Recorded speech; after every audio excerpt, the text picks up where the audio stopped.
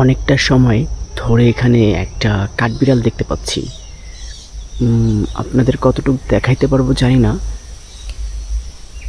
ঠিক এই যে এই গাছটা লম্বা, এই গাছটাতেই কাঠবিড়াল ছিল বলতে এখনো আছে। ওই যে আমি দেখতে পাচ্ছি, এই যে ও নিচে নেমে আসলো।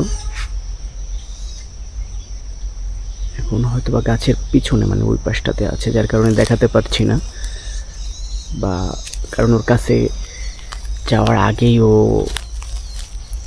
চলে যায় বা কোথাও মুভ করে, মানে ওর কাছে যাওয়া যায় না। খুব চালু এবং খুব স্পিড আছে ওর মধ্যে। সেকেন্ডের মধ্যেই ও আসলে অনেক দূরে চলে যেতে পারে।